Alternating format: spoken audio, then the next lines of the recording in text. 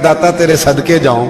तो ये सारी बातें किताबों में मौजूद हैं। लोगों ने अपने अपने मुशाहिदात जो जिसके साथ पेश आया उसने बयान किए हैं। बहुत सारी बातें काबिले बयान हैं, पर जो उन्वान है मैं उस पर रहना चाहता हूँ। दाता साहब रहमतुल्लाह अलैह फरमाते हैं, हमारी तालीमात हैं कि अपने दुख दर्द दुनियादारों से बयान नहीं कर दे। सवाल का दरवाजा लोगों के सामने खोलना, अल्लाह वालों से कहेंगे कभी कहना होगा तो दुनियादारों से कहना।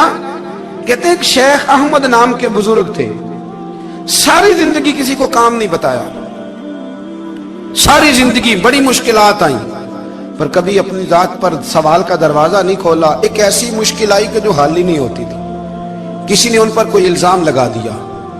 अबू मुस्लिम नाम का एक बादशाह था, उसकी हुकूमत थी, उसने पकड़ के कैद में डाल दिया।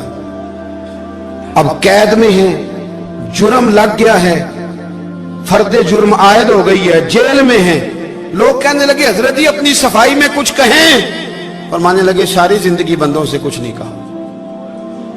अल्लाह रसूल को पता है मैं बेगुनाह हूं, मुझे कहने की जरूरत नहीं। दाता गानी बख्श अली हजवेरी ने लिखा है, दाता साहब कहते हैं तू यकीन कामिल तो पैदा कर, तू ईमान तो पुख्ता कर। दाता साहब कहते हैं वो अबू मुस्लिम जो बादशाह था वो नेक आदमी था, उसे रात को ख्वाब में नबी करीम की ज़ियारत नसीब हुई, और हुजूर सैयद आलम सल्लल्लाहु अलैहि वसल्लम फरमाने लगे तूने अल्लाह का एक नेक बंदा जेल में डाल दिया, डर नहीं आता, वो तो बेगुनाह है। बादशाह आधी रात को खुद उठा।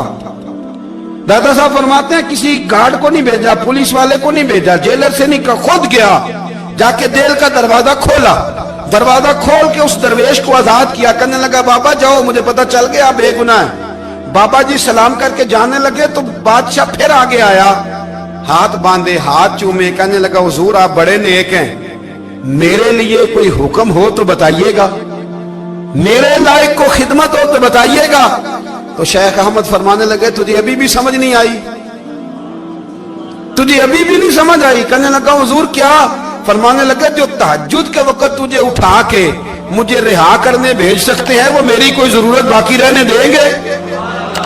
मुझे कोई जरूरत पड़ेगी किसी और को कहने की? जो तहज्जुद के वक्त तुझे उठा के भेजते हैं कि जा खोल जाके दरवाजा, वो जरूरत रखेंगे मेरी? जरूरत मुझे रहेगी कि मैं तुझे और कोई काम, अभी भी तुझे समझ नहीं आई? तो दाता अली हजवेरी रहमतुल्लाह अलैह फरमाते हैं असल में हमारी तबीयत है, हमने बंदों से दिल लगा लिया है। दिल अल्लाह रसूल से लगाओ, किसी बंदे से लगाना तो उससे लगाओ जो अल्लाह वाला हो।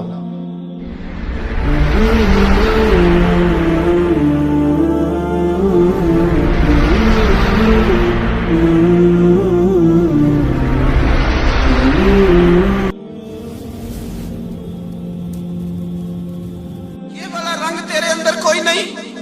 अबू सुफियान आए उन दिनों जिन दिनों हालात बड़े कठिन थे, इख्तलाफ शिद्दत का था। अबू सुफियान आए हुजूर की बारगाह में। आए किस लिए? मक्के में कहत पड़ गया है, बारिश नहीं होती। उधर उस समामा बिन असाल यमामा कबीले के सरबराह कलमा पढ़ के मुसलमान हो गए।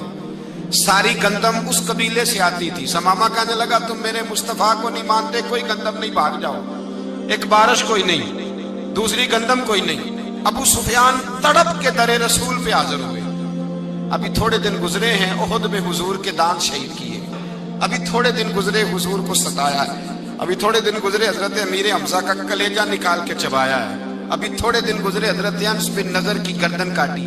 अभी थोड़े दिन गुजरे अब्दुल्ला बिन जहाज के टुकड़े किए। अभी थोड़े दिन गुजरे हुजूर को सताया है, तड़पाया है। पर हजरत अली शेर खुदा फरमाते मैं मानने वाला उस रसूल का हूं इसके दांत शहीद हो गए।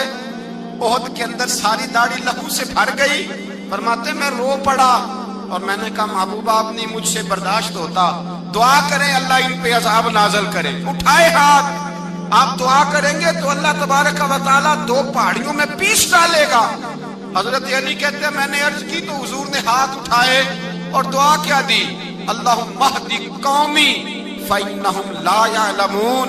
ऐ अल्लाह मेरी कौम को हिदायत दे दे, ये जानते नहीं ये क्या कर रहे हैं। अल्लाह इन्हें हिदायत दे। ये इखलाक हसना का मेयार। थोड़े दिन पहले हुजूर के साथ ये रवैया। अबू सुफियान अब बेहाल हो गए, बच्चे भूख से मरने लगे, जानवर प्यास से मरने लगे। अबू सुफियान छुपता छुपाता कहने लगा चारा कोई नहीं, मुस्तफा के पास जाना ही पड़ेगा। अबू सुफियान मदीने पहुंच गए। जब पहुंचे ना तो अबू सुफियान की अपनी साहिबजादी हजरत उम्मे हबीबा उम्मुल मोमिनीन थी, रसूलुल्लाह की ज़ौजा थी। अबू सुफियान जब आए तो हजरत उम्मे हबीबा के पास सीधे उनके घर गए बेटी से मिलने। हुजूर का बिस्तर बिछा हुआ था। हजरत उम्मे हबीबा हुजूर की ज़ौजा उम्मुल मोमिनीन बिस्तर बिछा है। अबू सुफियान बैठने लगे, जनाब उम्मे हबीबा कहने लगी अब्बा जी ठहर जाएं। वो ठहरे तो बिस्तर समेट दिया। कहने लगे बेटी शायद तेरे घर में कोई कीमती बिस्तर नहीं, गुर्बत छुपाने के लिए बिस्तर समेट रही हो। जनाब उम्मे हबीबा कहने लगी अब्बा तू मुसलमान नहीं ना हुआ, अभी तेरी सोच काफिरों जैसी है। तू यहाँ आके खड़ा हो ना जहाँ मैं खड़ी हूँ, फिर तुझे रसूलुल्लाह की मोहब्बत के रंग का पता चले। तू अभी खड़ा वहां है जहां तुझे कुफर ही कुफर सुनाई और सुझाई देता है। बिस्तर इसलिए नहीं समेटा कि माज़अल्लाह कम कीमत था, मैंने इसलिए समेटा है कि तू नजस है, नापाक है, अभी कलमा नहीं पढ़ता। और ये उस रसूल का बिस्तर है कि जो बिस्तर में मौजूद होते हैं तो जिब्रील अमीन कुरान लेके तशरीफ ले आते हैं। तेरा वजूद इस काबिल नहीं कि यहाँ बिठाया जाए। नबी पाक सल्लल्लाहु अलैहि वसल्लम की बारगाह तक अबू सुफियान आए। अबू सुफियान कहते मुझे उम्मीद नहीं थी, अभी सोच नहीं ना बदली थी। कहते मुझे उम्मीद नहीं थी, मेरा ख्याल था वो शिकवे करेंगे, शिकायतें करेंगे, वो कहेंगे तुमने भी तो बड़ा कुछ किया है ना। अबू सुफियान कहते हैं मैं कुर्बान जाऊं, मैंने ये रंग देखा तो मदीने की फिजा वैसे ही बड़ी ठंडी थी, लेकिन मुस्तफा करीम के साथ जब मैंने बात की तो मेरे वजूद पर गिरिया तारी हो गई, मेरे ऊपर कैफियत तारी हो गई, मैं तड़पने लगा। कहते मैंने कहा महबूबा मैं आया हूं, आपका कलमा पढ़ते ही समामा ने गंदम बंद कर दी है, बारिशें रुक गई हैं, मक्के के लोग भूख और प्यास से मरने लगे हैं, महबूबा बेटियां रोती हैं, या रसूल अल्लाह माएँ उनकी छातियों में दूध खुश्क हो गया है, बच्चे बिलकते हैं।